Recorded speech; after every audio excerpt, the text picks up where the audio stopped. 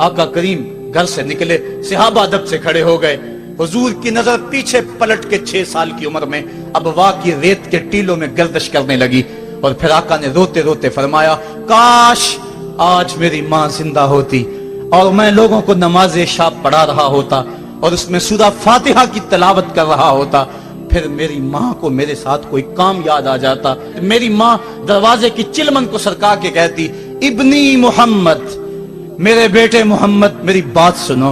फरमाया, लोगों मैं अपनी नमाज तोड़ के पहले माँ की बात को सुन लेता। ये माँ है जिसकी मोहब्बत को मुस्तफा करीम ने भी महसूस किया है। ऊंची मसनदों पे बैठने का वो मजा नहीं जो माँ के कदमों में बैठने का मजा है।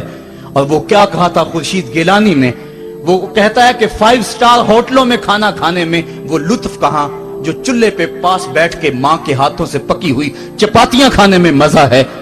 और आली जनाब हजरत साहब और आला और भारी और भरकम लफ्ज सुनने में और गार्ड ऑफ ऑनर का मुआयना करने में वो लज्जत कहां है जो माँ के ओए बबलू कहने के अंदर रखा गया है।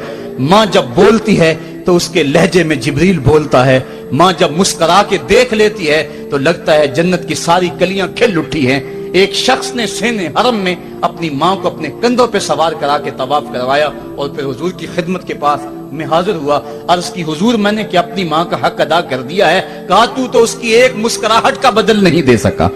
माँ के बेअदब हाथ जोड़ के माँ से माफी मांग ले, बाप के गुस्ताख हाथ जोड़ के बाप से माफी मांग ले। ये सरमाया जिंदगी में नहीं मिलेगा। अमूमन कदर नेमत ज़वाले नेमत के बाद होती है। आओ माँ बाप की कदर को पहचाने और अल्लाह की रहमतों को लूटें। अल्लामा इकबाल की जब वालिदा फौत हुई तो वो फूट फूट के रोए।